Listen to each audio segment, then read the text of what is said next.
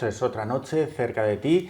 Y como decíamos antes, tenemos a un invitado, para mí especial, lleva ya mucho tiempo sin venir, lo hemos retomado, es nuestro abogado de cabecera, él es Paco González. ¿Qué tal? Buenas noches, Javier. ¿Cómo vas?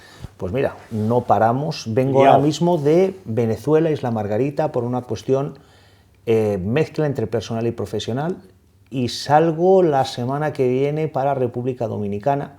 Lo habrás oído. ¿Te has hecho cantante ahora o qué estás de gira? Todavía no, pero lo habrás oído, el tema del parricidio de un empresario español que fue muerto a balazos en República Dominicana. Sospechan de su esposa, por eso es un parricidio. Pues yo soy el abogado de la esposa y probablemente la semana que viene tenga que volver. Yo ya estuve en diciembre, en aquel momento la investigación era todavía secreta, y probablemente tenga que volver la semana que viene. ¿Y cómo es esta conexión? España-Benidorm para que te hayan llamado, ¿no? Porque esto se dice así, te han llamado. Efectivamente, tú ya sabes que yo he intervenido profesionalmente en prácticamente todos los países del mundo. Al final, el derecho penal es una cuestión, hay una cuestión procesal, una cuestión específica que te tiene que hacer un abogado del país. Yo obviamente no soy experto ni en legislación procesal ni en legislación penal sustantiva. Eso te iba a decir, ¿vosotros podéis en cualquier país ejercer? La estrategia sí. Ajá. Los derechos fundamentales sí.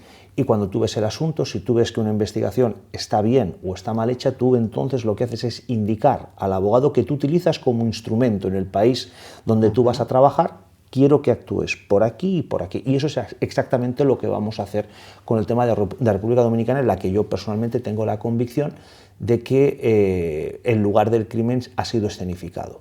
No fue allí el lugar del crimen. Es un tema apasionante. Resulta que aparece este empresario español muerto en su coche. Y cuando yo analizo las fotos del levantamiento del cadáver, me doy cuenta de que la muerte no se produjo en el coche. A él lo habían matado en otro sitio y lo habían colocado en el coche. ¿Por qué sabemos esto? Si tú procedes a tirotear a una persona en un coche, el coche se llena de sangre.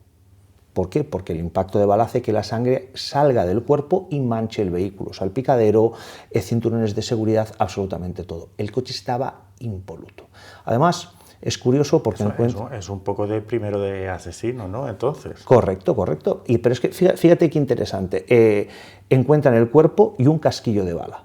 Claro, aquí es en el primer momento donde se te levantan las orejas. ¿Cómo que un casquillo de bala?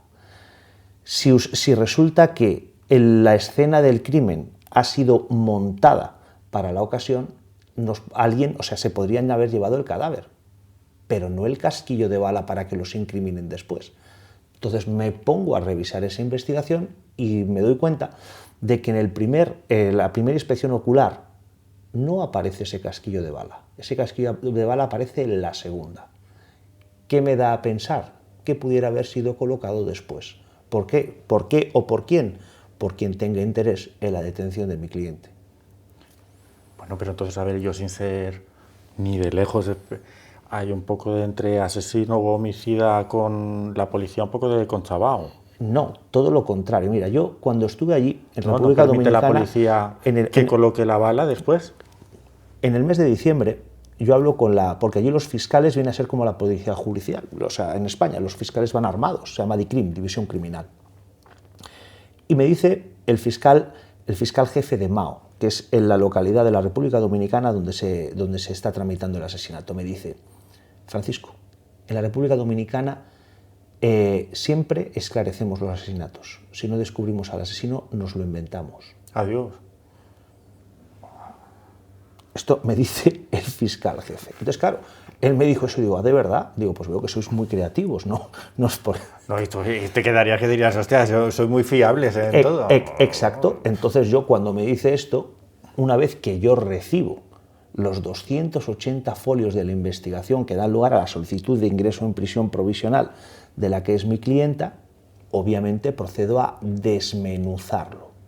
Porque sé que no habían encontrado nada y de repente aparecen 279 folios. Por tanto, yo empiezo a pensar inmediatamente que pudiera haber sido organizado ad hoc. Y creo que no me equivoco.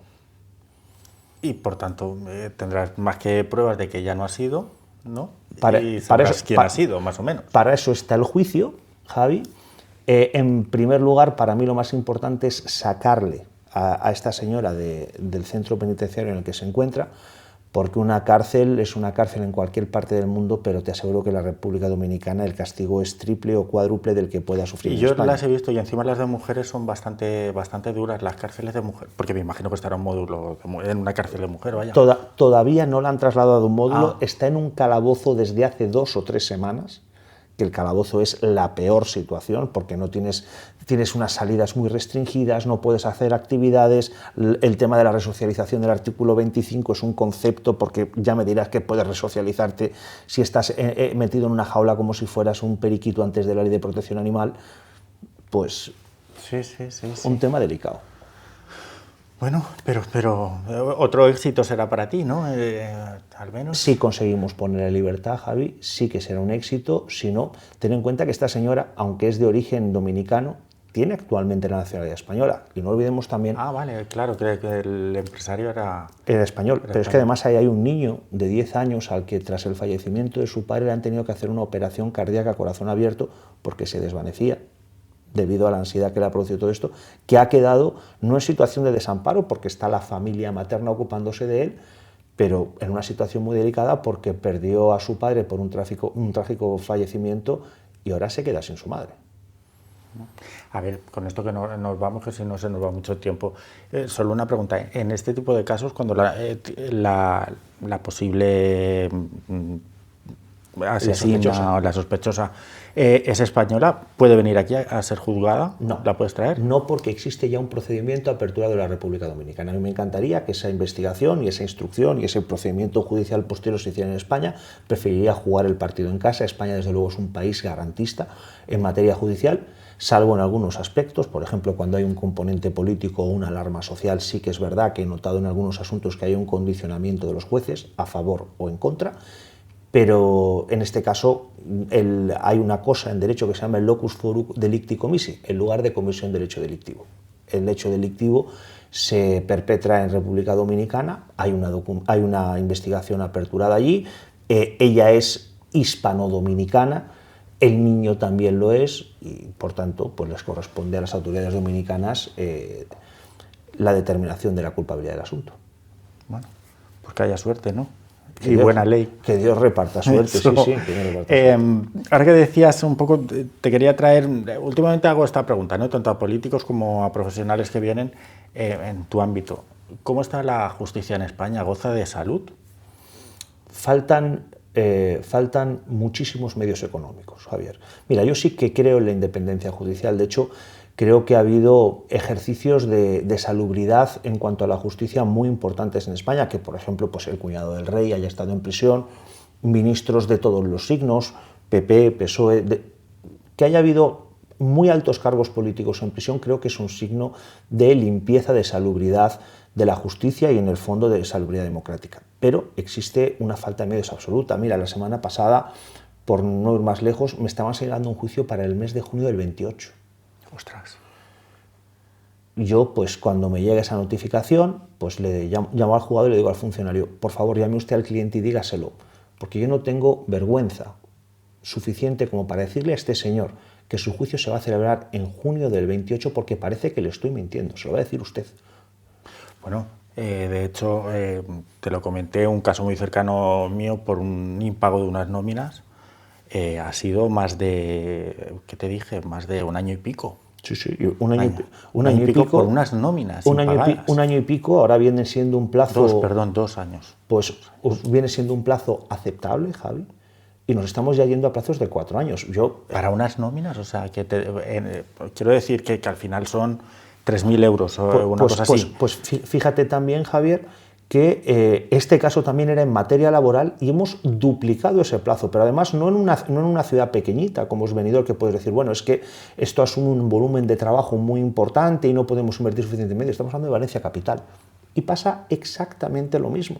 Dentro de 4 años yo espero estar, sinceramente, espero que el cliente también lo esté, pero como decía, que creo que era Marco Aurelio, justicia tardía, justicia denegada. Oiga, usted no puede permitirme que yo tenga acceso a la tutela judicial efectiva, que yo tenga acceso a que un juez estudie mi caso y me dé o no me dé la razón dentro de 4 años, porque, mira, tú me estás hablando de nóminas, pues Oiga, ¿y usted si yo lo que le estoy diciendo a usted es que llevo X meses trabajados y que no me han pagado el salario, justo, ¿con qué pretende usted que yo sufrague mis necesidades vitales si no tengo esas nóminas? justo.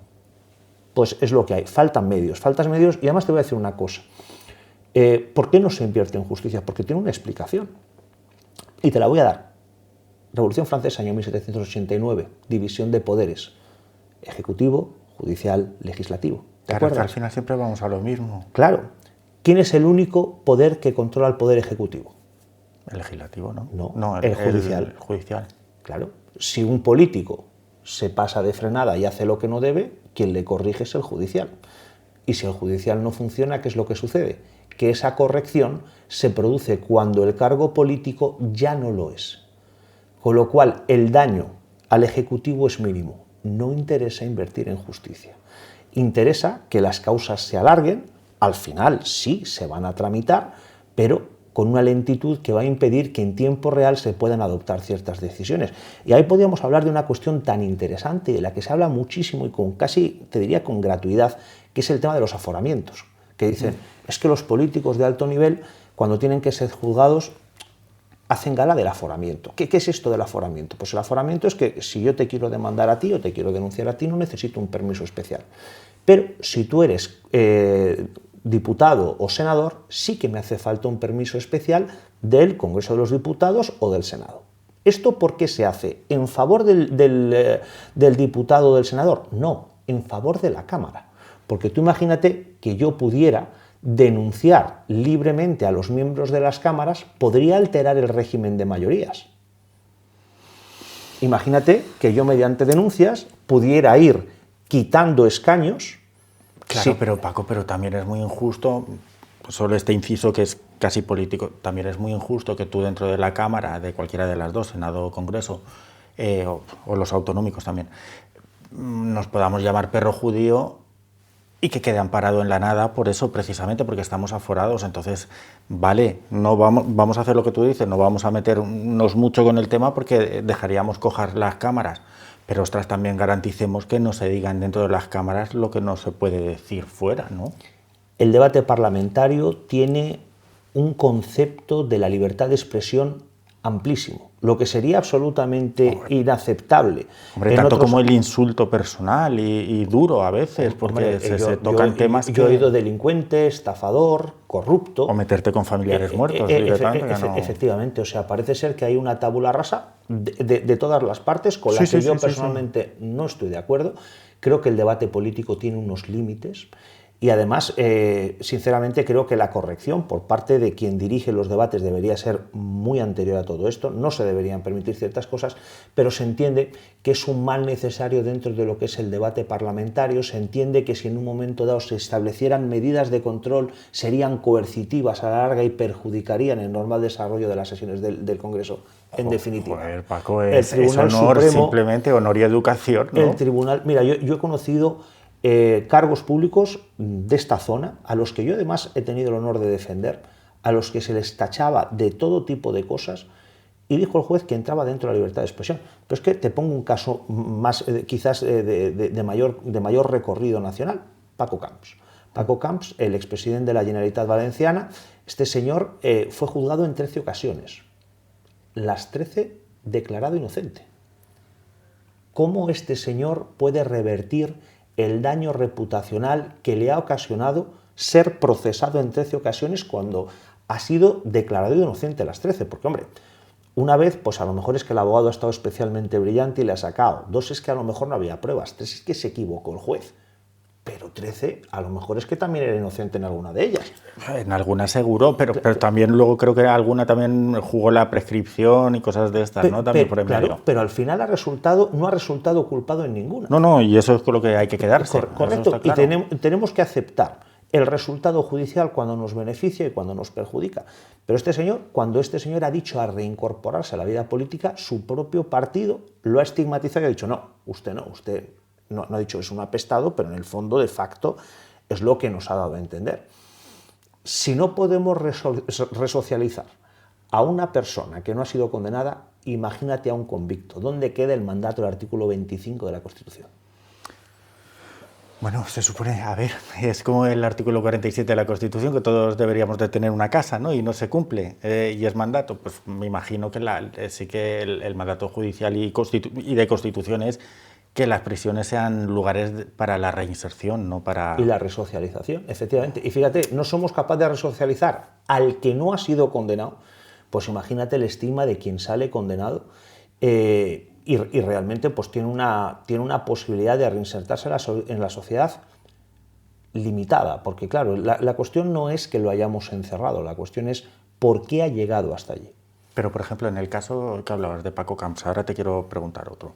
En el caso de Paco Camps, él tiene derecho, después de 13 juicios fallidos o declarado inocente, tiene derecho a pedir indemnización o restitución del honor o cualquier cosa de estas. No, porque al ser un cargo público, los asuntos eran de interés social, los medios informativos han ejercido una función informativa y veraz, efectivamente existían una pluralidad de procedimientos en los que este señor ocupaba la posición procesal de acusado.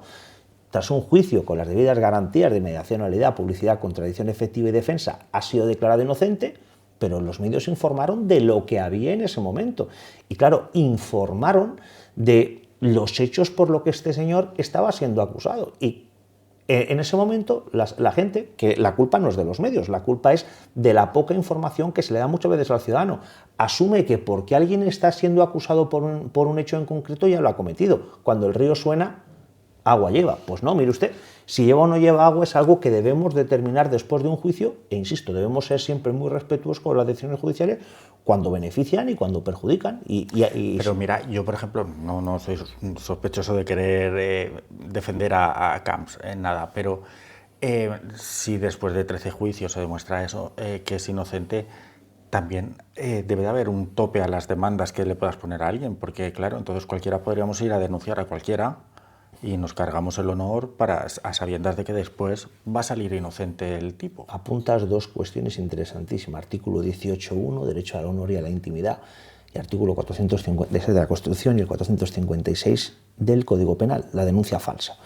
La imputación de delitos, si se hace mediante denuncia, si tú puedes demostrar que la persona que ha denunciado lo ha hecho con temerario desprecio hacia la verdad, es decir, sabiendo que lo que estaba denunciando es mentira, es un delito de acusación y denuncia falsa. Está perseguido por la ley y con pena de cárcel. Los delitos contra el honor del 18.1 tienen dos vías. Si son injurias, insultos, pues tienen derecho a una indemnización económica, salvo que se haga mediante publicidad, que entonces sí que podríamos entrar, según la gravedad del insulto, dentro de materia penalmente relevante. O puede ser calumnias. ¿Calumnias qué es? Que yo te atribuyo la comisión de un delito. Tú eres un ladrón, tú eres un estafador, tú eres un X. Entonces, si eso se hace, si yo te atribuyo la comisión de un delito... Denunciándote por ello, claro. Efectivamente, pero te obliga, las calumnias es un procedimiento que necesita un acto de conciliación previa. La interposición de querella, no basta con una denuncia. Tienes que meter abogado y procurador. Es un plazo especialmente breve para el enjuiciamiento y tramitación. Tienes un año. O sea, realmente no se facilita la interposición de acciones por estos hechos y se dificulta muchísimo. Se supone que ahora, hablo desde la profundidad más absoluta del tema, pero se supone que la ley, no me acuerdo ahora cómo se llamaba, la ley llamada Bolaños... La deficiencia. La eficiencia de la justicia. Iba en esto, ¿no? O sea, basar todo casi en las mediaciones para que el papel del abogado sea un poco... muy secundario para llegar a acuerdos, no llegar a juicios y que los que hayan sean rápidos y ya. Es que, ¿sabes lo que sucede? Se supone, ¿no? Que se ha creado así. Que la mediación es un derecho. La mediación es un derecho, pero tú no puedes obligar a alguien a mediar. Imagínate, por ejemplo, temas en los que hay una violencia de género, o ha habido una violencia de género, y hay una de las dos partes que tiene una fragilidad emocional notable en relación con la otra. Tú no puedes sentar a estas personas a negociar. La negociación, Javier, siempre es voluntaria. Y sobre todo porque en una negociación tú tienes que estar dispuesto a ceder. Y no siempre una de las partes tiene la obligación de ceder. Cuando una persona tiene un derecho, ¿por qué tiene que ceder en su pretensión? El caso que tú manifestabas antes. Imagínate que a un trabajador se le adeudan 3 nóminas por 3 meses que ha trabajado, porque este señor, antes de entrar en un juicio, tiene que renunciar a una parte de sus nóminas si es dinero que le corresponde y tiempo que él ha trabajado. Pero se supone que la mediación no tiene por qué significar merma. ¿no? La mediación es una forma de negociar y en una negociación siempre hay concesiones. Entonces, te quiero hacer una pregunta antes de que, porque nos quedan 5 minutos y pico de programa, me parece. Hablábamos de expresidente. Hoy ha saltado la noticia del expresidente Mazón y quiero que me expliques un poco el concepto porque yo, bueno, no he podido hablar con nadie hoy de este tema. ¿Cómo puede ser que tú seas casi investigado, pero no te investigan porque ahora ha dicho el Tribunal Supremo Superior de Justicia que no, penalmente no se puede ir contra ti, aunque la jueza te llame como testigo, y tú te persones? ¿Qué significa esa personación? O sea, que tú te vas a defender a ti mismo en el juicio. ¿En qué juicio? A ver, aquí lo que... Yo es que me ha liado mucho la noticia. Sí, no, la noticia es compleja desde el punto de vista procesal, pero yo quiero entender en esa noticia lo siguiente, porque en ese asunto de Mazón hay muchísimos ángulos muy interesantes, podríamos estar hablando aquí toda la noche de eso. Pero, a ver, la cuestión está en lo siguiente. El Tribunal Superior de Justicia ha dicho que con lo que hay actualmente a él no se le puede investigar. Sí. Pero eso no quiere decir que si aparecen elementos durante la instrucción no se le puede investigar. Entonces, el investigado tiene derecho a no declarar, a no declararse culpable y a no declarar contra sí mismo, con lo cual se le está facultando, entre comillas, para no decir verdad. Pero el testigo tiene obligación de decir verdad. Si falta la verdad en lo que manifiesta, estaría cometiendo un delito de falso testimonio en causa judicial. Pero ¿qué sucede cuando... ¿Y eso qué puede equivaler a que lo juzguen? ¿Qué sucede si yo resulta que me están preguntando como testigo, pero yo siento el aliento en el cogote de que yo pudiera en un momento dado ser llamado como investigado, como es el caso? Pues lo que nos dice el Tribunal Supremo es que prima el derecho a la defensa, prima el derecho a no declarar contra sí mismo, y si tú crees que lo que te están preguntando, aunque lo estén haciendo en condición de testigo, en un momento dado tu condición pudiera mutar a la condición de investigado, prima el derecho a no declarar contra ti mismo y a no declararte culpable. Y ahí, ¿en qué punto entra lo de, pues me persono? Claro, a ver, él como testigo no tiene derecho a personarse. Es decir, si existe efectivamente una resolución firme del TSJ de la Comunidad Valenciana en la que dice que este señor no puede ser investigado por estos hechos, este señor no tiene derecho a personarse, porque te dice el 299 LECRIM que las actuaciones serán públicas para las partes intervinientes. Y las partes intervinientes son las acusaciones particulares, los investigados y el Ministerio Fiscal, que es parte en el procedimiento. Ya está, un testigo no es parte. Por tanto, si existe una resolución firme en cuanto a eso, le deberían denegar la personación. No tiene derecho a personarse. Claro, porque entiendo que es jugar un poco con ventaja, ¿no? Me persono, entonces tengo acceso a todos los documentos que hay contra mí o a favor de mí y él está intentando, puedo jugar con ello. Creo que ahí, y lo digo con todo el respeto hacia el compañero, creo que el abogado no ha estado muy acertado, porque el abogado lo que tendría que haber dicho es, mire usted, yo anuncio mi decisión de acogerme a mi derecho a no declarar. Aunque yo soy testigo, voy a manifestar como entradilla, como introito, cuando yo comparezca frente al juez. Toda vez que los hechos por los que aquí se me va a preguntar en el día de hoy, de ellos pudiera derivarse responsabilidades penales hacia mi persona, entiendo que ha de azaprimarse mi condición en un momento dado de investigado y mi derecho a no declarar contra mí mismo, y me acojo a mi derecho a no declarar. Lo que sucede es que, claro, si él hace esto que yo te he dicho, desde el punto de vista mediático, a este señor se le lincha con huevos y tomates. Un poquito más, tampoco mucho más de lo que ya se le ha hecho. Correcto. A fin de cuentas, este señor no está investigado, pero políticamente ha asumido la responsabilidad que le correspondía, que era cesar en el cargo. Otros muchos en situaciones similares no lo han hecho. Es decir, por más que el hecho sea escandaloso, hay mucha gente que se aferra al puesto, insisto, de todos los signos. Yo no estoy hablando de signos, estoy hablando de hechos. No, yo en este caso hablamos de, porque hoy ha saltado la noticia, no quiero poner porque sea el personaje Mazón ni nada de esto, sino simplemente porque me resulta curioso, y ahora como final de traca me parece más curioso que es lo que ya no caso por nada, es un aforado puede ser, o sea, si eres aforado para que no te juzguen, puede ser personarte en un juicio.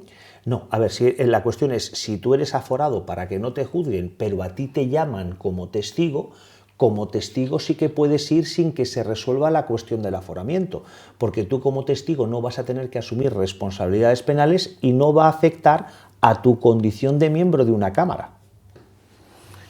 El aforamiento es que para evitar causar bajas en los miembros del partido contrario solamente aquellas acusaciones que tienen un cierto fundamento según la propia sala son aquellas que pueden ser investigadas judicialmente. Y imagínate que un determinado partido Con esto nos vamos, que estuviera en mayoría decidiera vetar una decisión de no te voy a dar el aforamiento aprovechando que tengo la mayoría parlamentaria, esa decisión podría ser impugnada en vía judicial. Es interesantísimo el tema, ¿eh? Sí, pero da como para... Tiene mucho hilo suelto esto, Claro, ¿eh? claro, no. A ver, además te voy a decir una cosa, el tema está en que hay muy poca gente, muy pocos abogados que entiendan bien cómo es el tema judicial político, porque hasta hace no mucho tiempo los políticos eran intocables y de un tiempo para acá no es así y se ven en situaciones procesales y penales muy complejas que tienen que resolver, Javier, y tienen que buscar abogados penalistas, pues del mismo nivel que pueda tener un traficante o un presunto asesino. Si le ha pasado a la corona, que no le podrá pasar a un político, ¿no? Yo lo vi. Además, te puedo decir, Venga, que nos vamos te con puedo esto. decir que Urdangarín estuvo en la cárcel porque fui a visitar a una clienta mía en la cárcel de Soria y estaba con el carrito limpiando el pasillo. Este me parece que fue un pringao. Sí. Porque de verdad que me parece que fue un pringao y que pagó por Pagó los desmanes porque, del viejo. pero te acuerdas que hubo gente en aquel momento que dijo que se había entrado y luego no había cumplido. Yo le vi allí. O sea, que puedo decir que yo le he visto. Y si lo dice Paco...